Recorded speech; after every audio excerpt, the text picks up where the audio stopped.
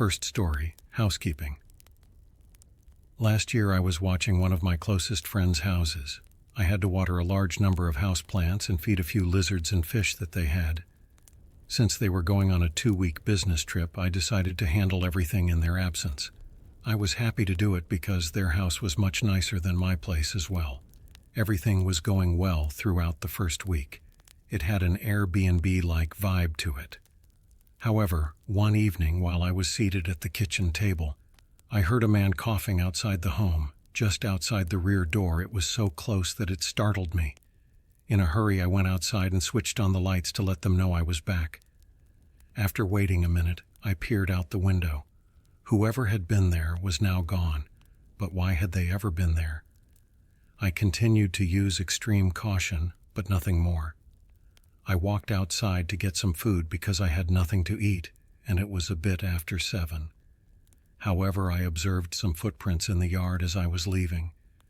There was a definite route they walked in, and the grass was compressed. I trailed behind them, circling back to the sidewalk after moving from it to the back of the home.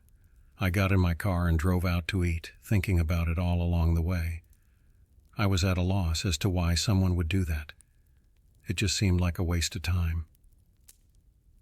Upon returning to the home, I quickly looked through the grass to check if there were any additional footprints, but nothing was there. I went back inside and took a seat in front of the TV. I turned it off after an hour since I was beginning to feel drowsy, got in bed and spent a little time on my phone while sitting up. I heard someone outside again at that point. They strolled across the front yard. As they approached the front door and then turned to face the back door, I listened.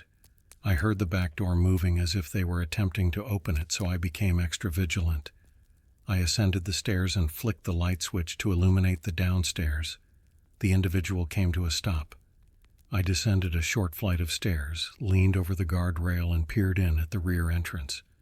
For some reason, the fact that no one was there anymore made me even more afraid.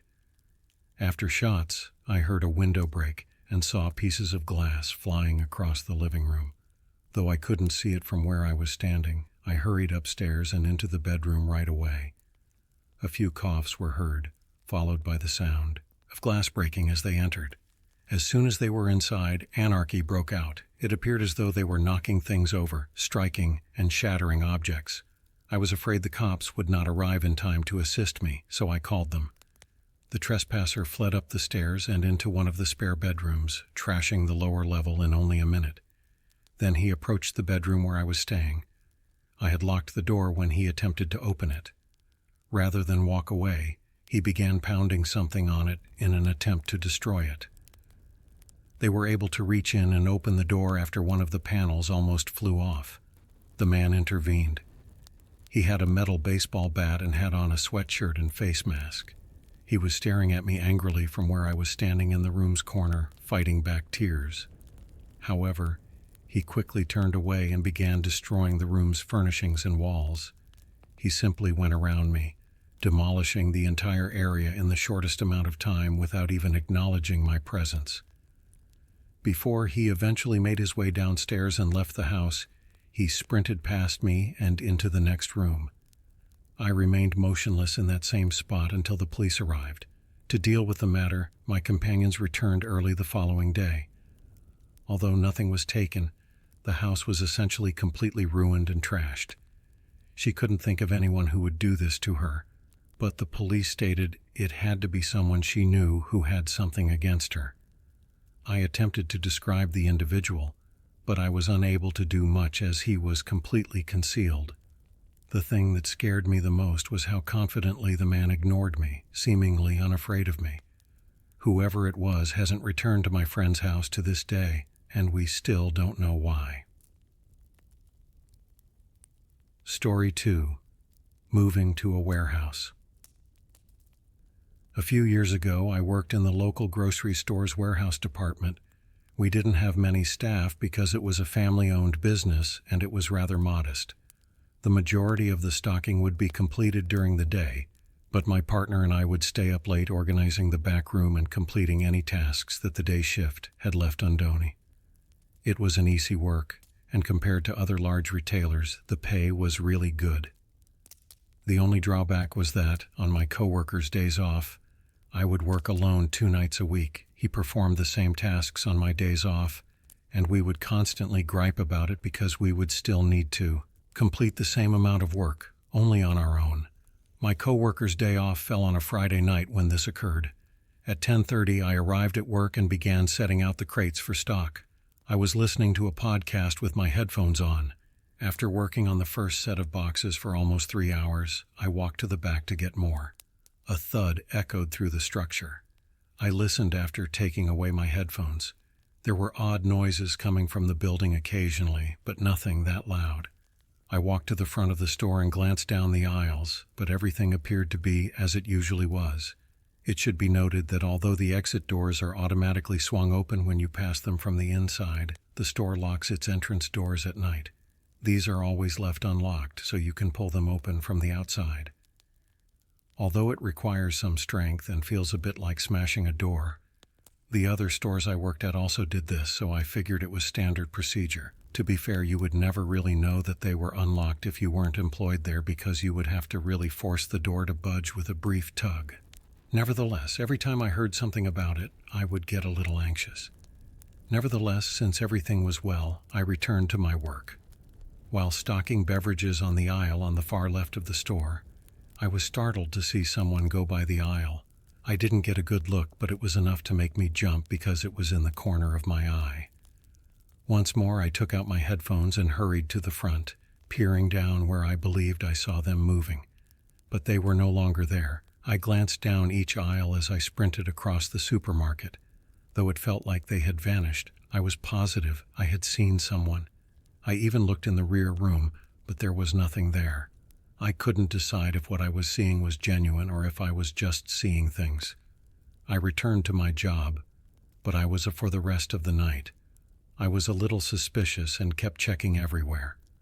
Throughout my shift, I heard a few more things. I followed up with them each time, but I never heard back. We didn't decide to look at the security cameras until the following evening, after I spoke with my colleague. He had access to the security room since he was the nightly manager in theory. For the first hour, nothing out of the ordinary was observed by us. However, around the hour and 20-minute mark, a man was observed coming through the automated doors. One hand was always in his pocket, and he was wearing a big jacket. He strolled through the store, occasionally pausing to observe me as I stocked, my back to him. I felt a chill go down my spine as I saw this guy look at me without realizing. At the 3-hour mark, we witnessed him tip over a box, hastily replace it, and run for cover. I heard this sound right away. After that, we brought the video to the police, but it was useless because it lacked any identifying qualities. It was really unsettling to watch that man look at me the entire time with one hand in his pocket. It seemed like he was concealing a weapon or something, debating whether or not to do something horrible, or perhaps he was just waiting for me to catch him before I did. He never returned, as far as I'm aware. Story 3. Invasion at Home. My elder brother and I share a little house near a highway. Even though we both have regular jobs and are in our mid-20s, living together and splitting the rent makes things much easier financially.